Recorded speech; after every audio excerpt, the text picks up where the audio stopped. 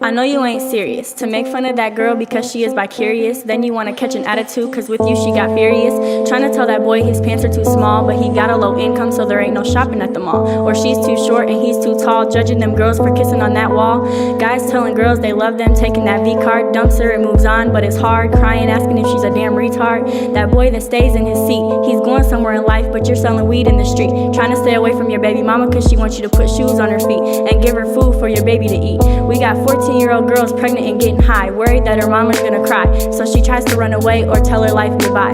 This is all life and life has pain. Yes, it's so crazy, so the world is insane. I know you got one, so please just use your brain. Yes, I'm in the booth and I'm spitting like a camel. The people with ideas like a pistol with no ammo. Yeah, this group of teens came and stepped up on a panel, make their problems go away like we painted in a camo. These couple of teens seen a problem, then we'll stop it.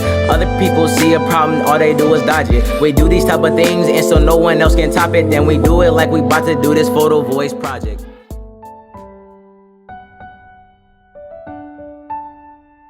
PhotoVoice topic is about sexual health and equality. PhotoVoice also could like reach out to people. Self-expression, like telling people what you want to tell them without words. Letting youth be able to talk, like basically having a voice. It gives teenagers the opportunity to express themselves through the arts, through photos, through poetry, and through music. To show how Kalamazoo, Michigan, and let people know around the world or even throughout the nation to basically feel how our view as a children or teenagers or whatever age group you are, to let everyone else know how we view our community as a whole.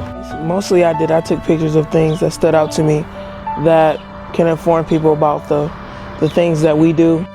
I wanted to be a part of this project to make a change because I've been through a lot of things in my life, and to show people that I can do good, you can do good too. And it's not that hard. You just got to put your mind to it and stick to it and do what's right. We wanted to target a lot of issues that we saw in the community. So the idea of health and education were brought up, and we got some connections and we focused on sexual health. So that idea emerged from the program and we connected to PhotoVoice, and we want to really like engage the teenagers and other parts of the community that we wanted to target. Create change for not just me, but the generation below me and that generation, just keep it going. So, I mean, the world ain't ending today, so we gotta make a change starting now.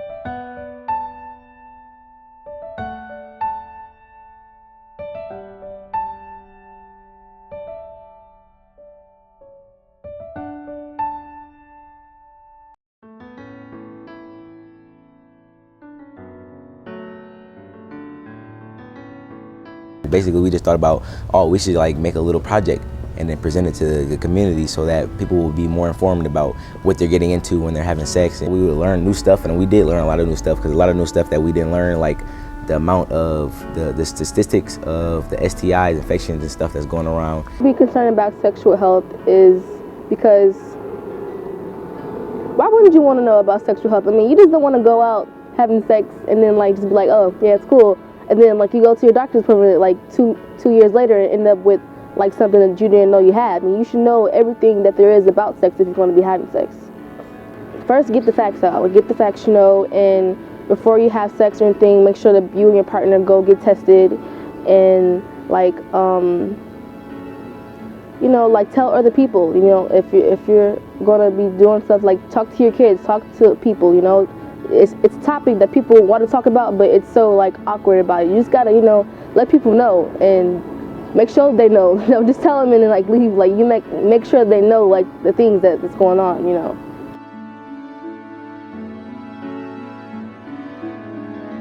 Chlamydia was like a big issue from 15 to 19-year-olds in the African American community, and like from 17 to 15 within females.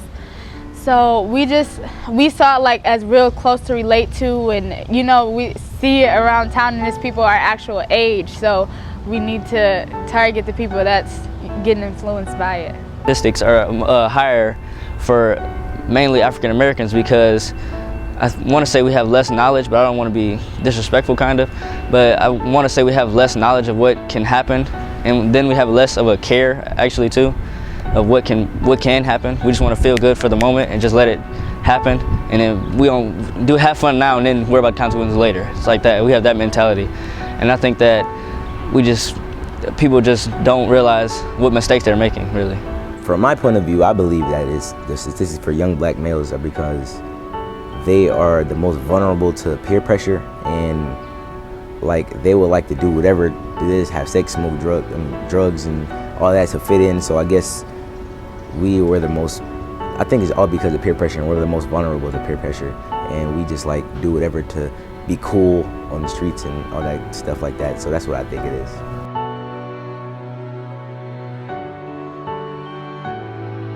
Racism impacts health because basically, say like if I had an STI like chlamydia or gonorrhea or anything like that, and basically the doctor is a white male, Caucasian, and I go to the doctor and say like if I have the disease and he knows I have the disease but he doesn't want to help me because I'm black. Racism, I mean, everybody should get along even though it's a different race, Asian, black, white, Indian, any race like that. I mean, that was back then. This is the future.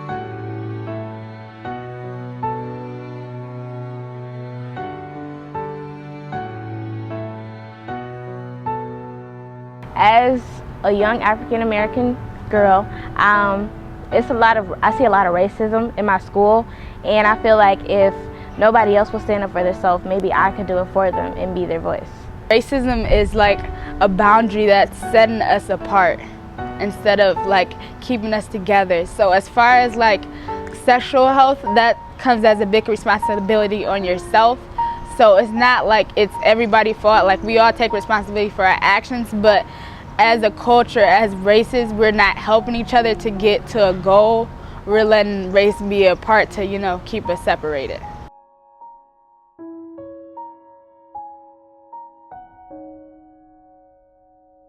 It was a picture of at least 20 kids on a fence, and they were all different races. Well, most of them were different races. So basically it's like everyone should just come together and like make the society a better place. One of the pictures that I took was me and my friend. She was white, and I was like, we made a heart.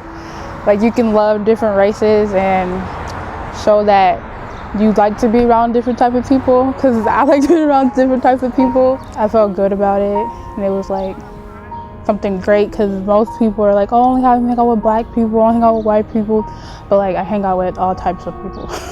Took a picture of my friend's sweater that was Cesar Chavez sweater that I took a picture of that, and I talked about the sweater, said it stood out to me because he was like one of the first Latino Mexican civil rights activists that actually went out and did things out and stuff, fought for their civil rights and stuff like that. So the American flag that I live right by is a major impact because it represents unity around the United States.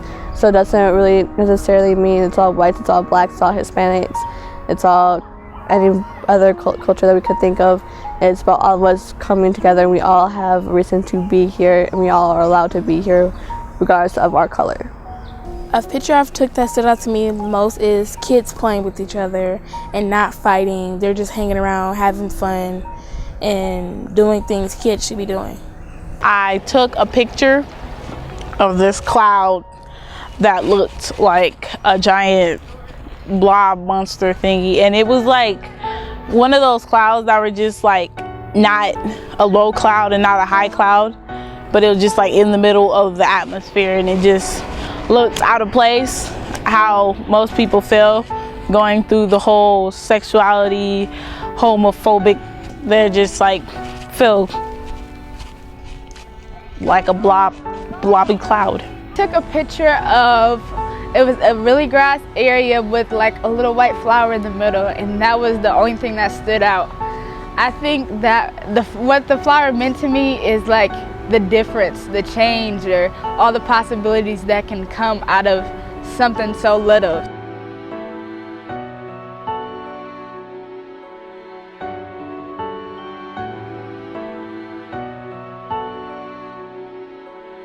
want people like my age, teenagers, adults even, like to be able to watch the video and get information from it and know that if they're going through that, they can get out of it. There's a way out of it. Just like, you know, surround yourself with the right people and be yourself. That's like, so to me, that's the main part of this whole PhotoVoice project, is like to be yourself. The message I want to get across through this project is to bring our community together as one and to stop the fighting, the violence, the sexual transmitted diseases passed on, the bad grades and dropping out of school. I want to stop that and have us come together as one. The message that I want to get across is to see that there is an issue with sexual health and racism, and to see the things that we can do about it, but also see the opportunities that's already available for help. If you don't know how to speak for yourself, just talk to somebody that does. And then, like, no matter what race you are or where you come from, like, just stand up for what you believe. Because it's like a lot of gangs and stuff like that. Like, if they all just come together and, like, get their mind together, stop thinking, like, it has to be sex, drugs, and all that stuff. Like, get education to stop the issues that's happening with the STIs and stuff like that. As people say, if you don't have anything to say, that's what I'm gonna base it off. If you don't have anything to say, don't say it at all. But I'm gonna flip that around. It's like, if you don't have anything to say, then say something positive to them. Or if not, you can help them or lead them, or actually you can go out and teach them the right things to do over the bad things. So like, inform them of STIs or teach them how to correspond to bullying and all stuff like that. And to basically be positive to everyone, especially be positive to yourself. Respect everyone, respect yourself. Taking steps to that can't hurt. I mean, there's no reason that we shouldn't even try to make steps to a better world and a better life for individuals among all. For the younger generation, the older generation, and my generation, me and my friends, we should, there's no reason why we shouldn't be able to take steps to help fix this community, starting with this community, and then moves down to this community and that community, and then we're looking at the whole nation to like a 10% drop happened in the last year. There's nothing wrong with that at all, but people should all just work together and to make it better. Yeah, basically, don't be a follower, be a leader. Like, basically, that's all it is. Like, don't follow the next person because they're on the street. Be the person that is stopping everybody from going on the street, basically. What I learned from PhotoVoice is that it's a lot of issues that we look past, or a lot of things or people that we look past, instead of like reaching out and just seeing what's actually going on around us. And it gave me like a chance to realize and be a part and help that. If you grew up in a situation like rough circumstances, like, just make the best out of it, and you can always become greater than what people tell you are. If the world was the only way I wanted to be, there would be no such thing as racism. People actually care about each other and have feelings for each other and do whatever they try to do to help each other. It won't be selfish and all this stuff that leads to. If you help each other, then that means that you don't have to worry about certain things as STIs and racial profiling and things like that, because not everybody's the same, and that's where racial profiling comes from, because there's different races and different types of people, different origins, different backgrounds, different all types of things, and that's where racial profiling comes from. And if there was none of that, I'm not saying everybody's going to be the same, but if there's none of that, then there's very little that you have to worry about. So in this box, yellow and green, founded by so many colors, different attractions, come join the fun. In this box, dark colors cry, the bright colors shine, but the ones in the middle lost their pride. In this box, the true colors fly, while pain is brought to others. I never knew so many colors could suffer. In this box, fists are swung, bruises are painted into pictures. In this box, cardboard walls fitted tight around them all, only one color causes for them all. In this box, the black, brown, gray, and white are pushed out, the rest are left to make a rainbow without the tent makers. In this box, no one can achieve, no less one can receive success. In this box, papers fly, crayons die. In this box, no one is alive.